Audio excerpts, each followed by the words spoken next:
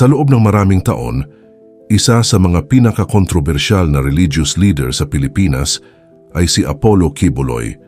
Para sa kanyang mga tagasunod, isa siyang banal na leader at ang tinatawag nilang appointed son of God. Ngunit para sa kanyang mga kritiko, siya ay simbolo ng isang mapanganib na kombinasyon ng relihiyon, kapangyarihan at impluwensya.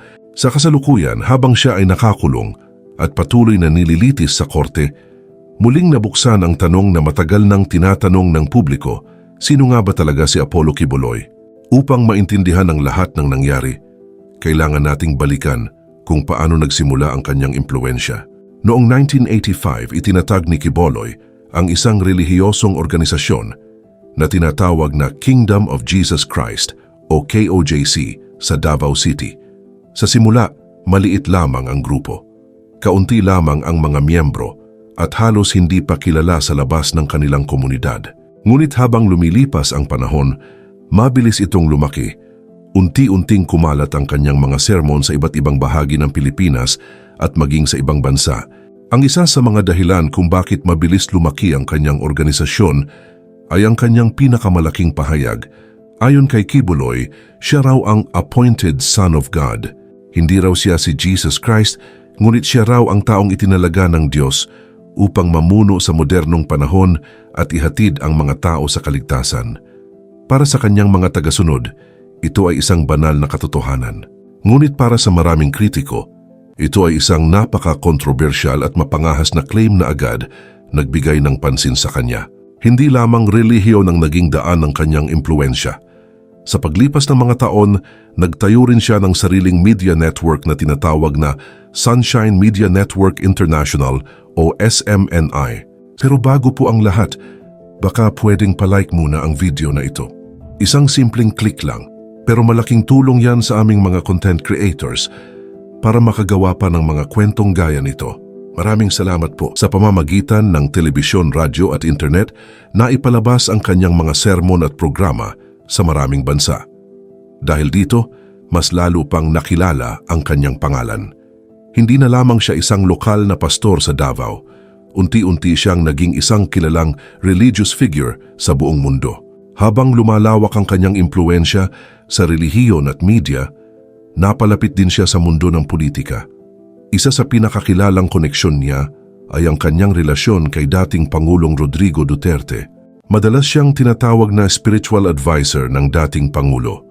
Dahil sa koneksyong ito, lalo pang lumakas ang kanyang impluwensya sa politika. Maraming politiko ang bumibisita sa kanyang compound sa Davao City, lalo na tuwing panahon ng eleksyon, dahil sa disiplina ng kanyang mga tagasunod sa pagboto. Naging mahalaga ang kanyang suporta para sa ilang kandidato. Ngunit habang lumalaki ang kanyang kapangyarihan at impluwensya, lumalakas din ang mga kontrobersya sa paligid niya. May mga dating miyembro ng kanyang simbahan na nagsimulang magsalita laban sa kanya. Ayon sa ilang testimonya, may mga babaeng miyembro umano na tinatawag na pastorals na nagsisilbi bilang personal assistants niya. Ang mas mabigat na paratang ay ang tinatawag nilang night duty. Sa mga salaysay ng ilang dating miyembro, sinabi nilang ang night duty ay isang sistema kung saan ang mga babaeng miyembro ay pinipilit umano na makipagtalik sa lider ng simbahan bilang bahagi ng kanilang serbisyo. Ang ilan sa mga nagtestigo ay nagsabing sila ay natakot at napilitang sumunod dahil sa pressure at sa paniniwalang ito ay utos ng kanilang lider. Ayon sa kanila, sinasabihan umano sila na kapag tumanggi sila, maaring sumpain sila o mapunta sa impyerno. Mariin namang itinanggi ng kampo ni Quiboloy ang lahat ng paratang na ito. Ayon sa kanyang mga abogado, ang mga akusasyon ay gawa-gawa lamang ng mga dating miyembro na may galit sa organisasyon. Ngunit hindi lamang sa Pilipinas lumitaw ang mga paratang laban sa kanya. Noong 2021, naglabas ng kaso ang isang federal court sa California laban kay Quiboloy. Now, police in the Philippines have arrested a celebrity televangelist wanted by both US and Philippine authorities for child sex trafficking.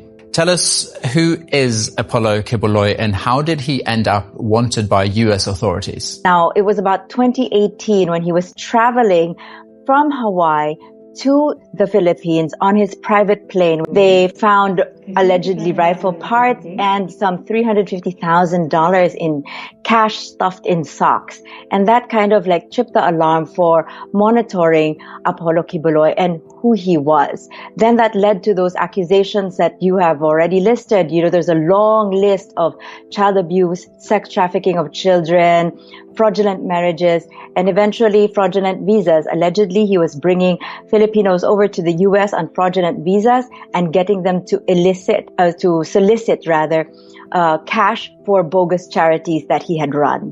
Ayon sa mga otoridad sa Amerika, sangkot umano siya sa sex trafficking at labor trafficking. Sa investigasyon, sinabi ng mga prosecutors na may mga miyembro umano ng kanyang organisasyon na ipinadala sa Amerika gamit ang mga visa na hindi naman talaga para sa kanilang tunay na trabaho. Pagdating sa Amerika, kinukumpiska umano ang kanilang mga pasaporte at pinipilit silang manghingi ng donasyon sa mga kalsada para sa isang charity organization. Ang perang nakukuha mula sa panghihingi ay sinasabing napupunta sa organisasyon. Kasama rin sa mga kaso ang aligasyon ng bulk cash smuggling.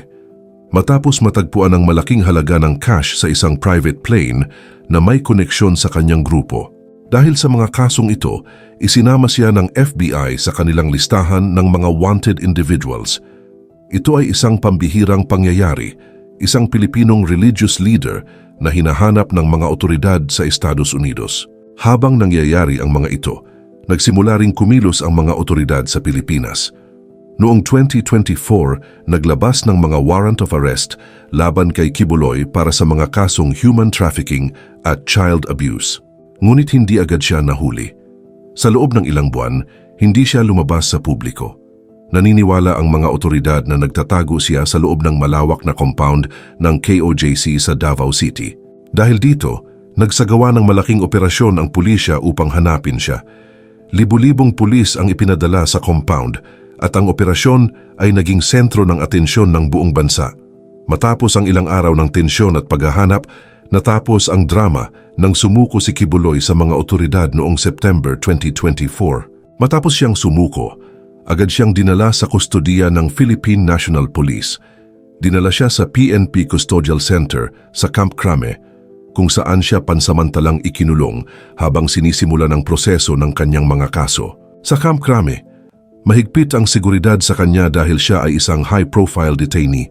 Dito siya sumailalim sa mga medical check-up at paghahanda para sa mga unang pagdinig ng kanyang mga kaso. Ngunit kalaunan matapos ang utos ng korte, inilipat siya mula sa Camp Crame patungo sa Pasig City Jail, kung saan siya nananatili habang nagpapatuloy ang kanyang paglilitis. Sa kabila ng lahat ng ito, patuloy niyang itinatanggi ang mga paratang laban sa kanya. Ayon sa kanya, ang lahat ng kaso ay bahagi lamang ng tinatawag niyang religious persecution.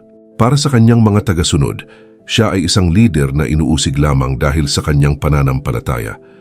Ngunit para sa kanyang mga kritiko, ang mga kasong ito ay isang pagkakataon upang managot ang isang makapangyarihang tao sa batas. Ngayon habang nagpapatuloy ang kanyang mga kaso sa korte, nananatiling hati ang opinyon ng publiko tungkol sa kanya. Para sa ilan, siya ay isang relihiyosong leader na maling inakusahan. Para sa iba, siya ay simbolo ng kapangyarihang ginamit sa maling paraan. Sa huli, ang kapalaran ni Apollo Kibuloy ay nasa kamay na ng hukuman. Ang mga susunod na taon ng paglilitis ang magtatakda kung ano ang magiging hatol ng kasaysayan sa kanyang pangalan. Ngunit isang bagay ang malinaw. Ang kanyang kwento ay hindi lamang kwento ng relihiyon. Ito ay kwento ng impluensya, kapangyarihan at ng manipis na linya sa pagitan ng pananampalataya at kontrobersya. At habang nagpapatuloy ang kanyang mga kaso, isang tanong ang patuloy na bumabalik sa isip ng publiko. Sa likod ng lahat ng ito, ano nga ba ang buong katotohanan?